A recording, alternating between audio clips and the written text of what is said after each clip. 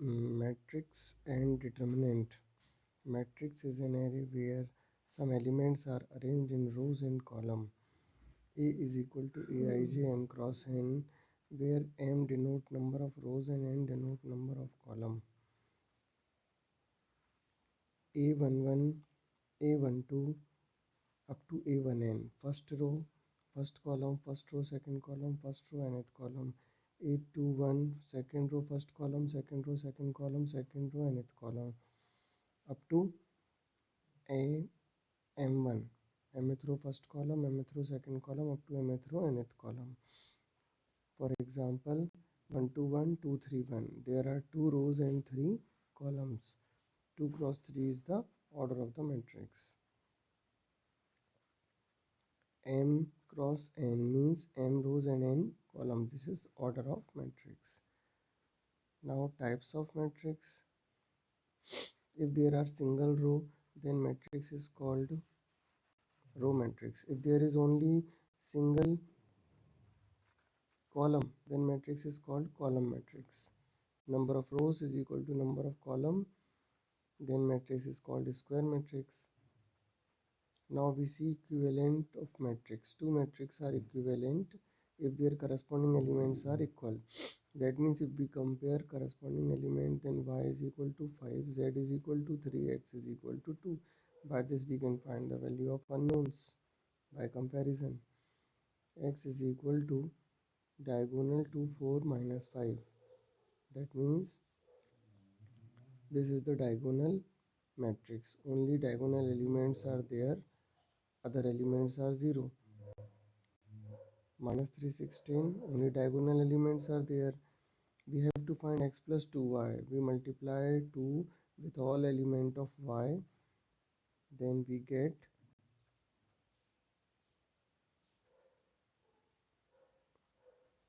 this matrix.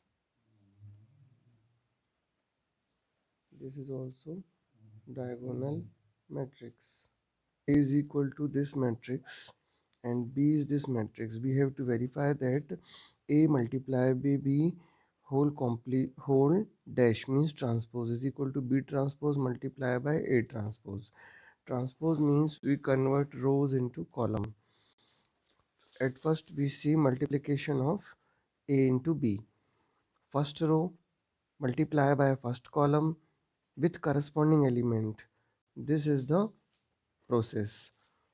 Second element multiply by second element of column, first column. First row, first column, we get this. First row, second column, we get this. First row, third column, we get this. Similarly, second row, first column, we get this. Second row, second column, we get this. Second row, third column, we get this. Similarly, third row, first column, third row, second column, and third row, third column. Multiply corresponding element and add them, we get A into B. This is A into B. By transposing, we get this AB whole transpose. That means we convert rows into column. Now B dash into A dash. That means transpose of B multiply by transpose of A with the same process that I explained before. We get B dash into A dash. So this proved. Now we see determinant. Determinant, by the help of determinant we can find the value of this form A into D minus B into C. This is of 2 order. For 3 order there is a Saras rule. This is the 3 order determinant. We repeat these 2 column again, A1, A2, A3, B1, B2, B3. Now see what is the process. In this form, A1, B2, C3 plus B1, C2, A3 plus C1, E2, B3 and subtract B1, E2, C3 plus A1, C2, B3 plus C1, B2, A3. By this process, we get the value of determinant. Now evaluate this 2 cross 2 order determinant 5 into 3 minus in bracket 4 into minus 2. We get this. For 3 order we use Saras rule that we explained just before. 3 into 2 into minus 1 plus minus 2 into 1 into 0 plus 4 into 1 into 1. Put this in a bracket minus minus 2 into 1 into minus 1, 3 into 1 into 1, 4 into 2 into 0. We get the value of 3 order determinant. This properties, if 2 row 2 column are same, the value of determinant is 0. See this example. In this we R1 change to R1 minus 3 into R3, R2 change to R2 minus 2 into R3. That means third row में 2 को multiply करके second row से subtract करेंगे, ये second row में change करेंगे. Third row को 3 से मल्टीप्लाई करके फर्स्ट रो से सब्ट्रैक्ट करेंगे, ये चेंज आएगा फर्स्ट रो में. ठीक है. कोई दूसरे ऑपरेशन भी आप अप्लाई कर सकते हो. By using this we get converted determinant and we take common 8 from the first row. We see 2 rows are similar, that's why the value of determinant is 0. Find the value of this determinant. This is another process to find the determinant. Every element take a sign plus minus plus, put 3, hide this row and this column. 2 multiply by minus 1, minus 1 into 1, this we get. Now use minus 1, hide this row, this column, minus 2 into minus 1 and 4 into 1. Now 0 and hide this column, this row, minus 2 into 1, minus 4 into 2. This is the value of determinant. This is another process other than Saras method. Using properties, we have to prove this. Here we see R1 change to R1 plus R2 plus R3. We can use any type of operation. Then we get this. Take common A plus B plus C. Then we get this. C2 change to C2 minus C1. C3 change to C3 minus C1. ऐसा करने से आपको 2 zero मिल जाएंगे. Determinant solve करने के लिए आपको ये ज़ीरो वाला पार्ट सॉल्व नहीं करना पड़ेगा, सिर्फ आप ये 1 कंसीडर करोगे, करस्पॉन्डिंग रो कॉलम को हाइड करोगे और इसको इससे मल्टीप्लाई करोगे, माइनस इसको इससे मल्टीप्लाई करोगे, वैल्यू आपको मिल जाएगी. ये प्रूफ हो गया. अब हमको प्रोडक्ट ऑफ द डिटर्मिनेंट देखना है. Product of the matrix product of determinant से अलग होता है ना. डिटर्मिनेंट का प्रोडक्ट कैसे डिफाइन होता है, देखिए. इसमें आप इसका स्क्वायर फाइंड करना है, सेम डिटर्मिनेंट को सेम डिटर्मिनेंट से मल्टीप्लाई करना है. इसके लिए करस्पॉन्डिंग एलिमेंट मल्टीप्लाई करोगे, 0 into 0, c into c square, b into b square, और ऐड कर दोगे. ठीक है. फिर उसके बाद फिर से फर्स्ट रो और सेकेंड रो के साथ में मल्टीप्लाई करोगे, तो आपको क्या मिलेगा, 0 into c into 0 and b into a, तो बी ए आपको मिलेगा. फिर से देखिए, first row third column, 0 into B, c into a, c a आ जाएगा, और बी इंटू 0 0, तो फर्स्ट रो आपको मिल गई. अब देखिए सेकेंड रो कैसे मिलेगी. सेकेंड रो को फर्स्ट सेकेंड रो को आपको मल्टीप्लाई करना है फर्स्ट रो से, c into 0, 0 into c, b into a, we get a b. फिर से सेकेंड रो को सेकेंड रो से मल्टीप्लाई करना है. अब सी इंटू सी स्क्वायर और ए इंटू ए स्क्वायर, बीच वाला क्या है, 0. फिर सेकेंड रो, फिर आप कंसीडर करोगे second row and third row, C into B C B, ये और ये क्या हो जाएंगे ज़ीरो, तो ये आ गया आपका सी बी। इस तरीके से सेकेंड रो मिल गई, फर्स्ट रो मिल चुकी थी। अब थर्ड रो के लिए क्या करना पड़ेगा आपको, थर्ड रो फर्स्ट के साथ में, थर्ड रो सेकंड के साथ में, थर्ड रो थर्ड के साथ में, करस्पॉन्डिंग एलिमेंट मल्टीप्लाई करके ऐड करोगे, आपको ये मिल जाएगा। ठीक है, ये होता है मल्टीप्लिकेशन ऑफ डिटर्मिनेंट। अब क्रेमर रूल, क्रेमर रूल ये system of linear equation solve करने के लिए होता है। ठीक है, ये एक्स वाई जेड वाले 3 वेरिएबल के इक्वेशन हैं, 2 वेरिएबल की भी आप इस तरीके से सॉल्व कर सकते हो। ये क्रेमर रूल की प्रोसेस है। इसमें सबसे पहले कोफिशिएंट मैट्रिक्स लिख दिया 1 3 5 -3 1 1 एंड 1 1 3। ठीक है, इसका डिटर्मिनेंट आपने फाइंड कर लिया। इसका डिटर्मिनेंट फाइंड करने के बाद में इसको डेल्टा से डिनोट कर दिया। अब आपको बताते हैं कि डेल्टा वन क्या है। डेल्टा वन पता लगाने के लिए आपको देखना पड़ेगा, जो फर्स्ट कॉलम है आपके डिटर्मिनेंट का कोफिशिएंट मैट्रिक्स का, इसको रिप्लेस कर दो राइट साइड के एलिमेंट से। राइट साइड के एलिमेंट क्या हैं आपके 2 6 3, तो 2 6 3 से आप इसको रिप्लेस कर दो।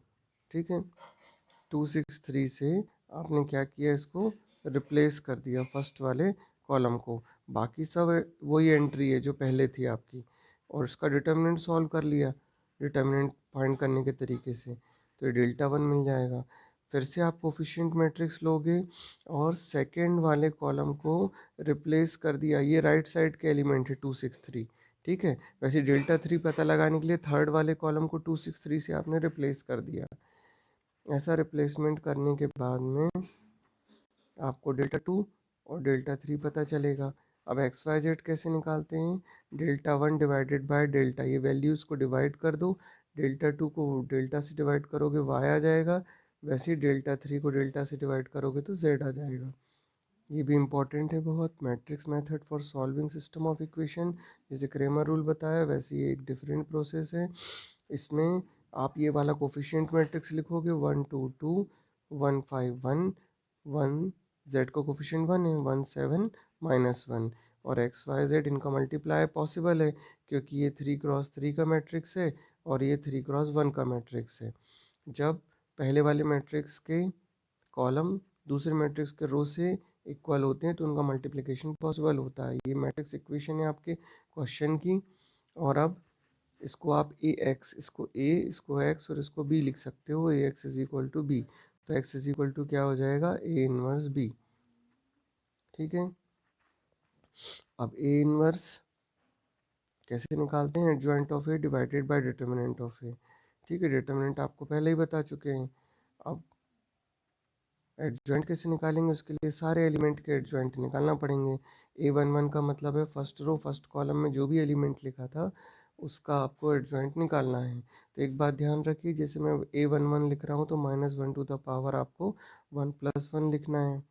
ठीक है, ए वन टू मतलब -1 टू द पावर 1 + 2 आएगा इधर पे। ठीक है, ए वन थ्री मतलब -1 टू द पावर 1 + 3। अब आप देखिए, ये फाइंड वही तरीके से करते हैं जैसा डिटर्मिनेंट में करते थे। एक बार आपको बता देते हैं हम ए वन वन के लिए। जैसे ए वन वन का मतलब है कि इस ये वाले टर्म के लिए आप एडजॉइंट नंबर निकाल रहे हो, करस्पॉन्डिंग रो कॉलम आपने हाइड किया, छुपा लिया। 5 × -1 कितना होता है, -5। 7 × 1 कितना होता है, 7। -5 और -7 कितना हो जाएगा, -12। अब आप देखना -12 आएगा। ठीक है, ये प्लस होता यदि ऑड पोजीशन होती, -1 टू द पावर 1 + 1, जब भी -1 के पावर में इवन नंबर आता है टोटल में तो +1 आता है, -1 के पावर में ऑड नंबर आता है जैसे इधर ऑड आएगा 1 + 2, ये 1 + 2 आएगा इधर पे, बाय मिस्टेक 3 लिख गया। ठीक है, तो यहाँ पर -1 टू द पावर 1 + 2 करने पे आपको क्या मिलेगा, ऑड नंबर। ऑड नंबर इसकी वैल्यू कितनी होती है, -1। ठीक है, ये भी कैसे फाइंड करेंगे, करस्पॉन्डिंग रो कॉलम हाइड कर लो, ये भी मैं बता देता हूँ एक एलिमेंट और। 1 2 मतलब फर्स्ट रो सेकंड कॉलम का, इनको हाइड करने के बाद है ना, इसको इससे मल्टीप्लाई करो, माइनस इसको इससे मल्टीप्लाई कर दो, तो ये आपको मिल जाएगा। इस तरीके से हर एलिमेंट का एडजॉइंट निकालेंगे और लिख देंगे।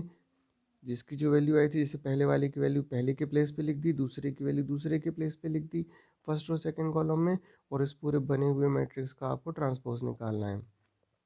ट्रांसपोज निकालने में रो को कॉलम में कन्वर्ट करते हैं और आपको ये वाला मैट्रिक्स मिल जाएगा। इस मैट्रिक्स के मिलने के बाद इसी को बोला जाता है एडजॉइंट, और इसको जब आप डिटर्मिनेंट से डिवाइड कर दोगे तो आपको ए इनवर्स मिल जाएगा। ए इनवर्स मैट्रिक्स मिलने के बाद उसका मल्टीप्लिकेशन बी मैट्रिक्स के साथ करना है, जो राइट साइड में लिखा हुआ था इक्वेशंस के जो नंबर लिखे थे उनसे बना हुआ मैट्रिक्स है बी।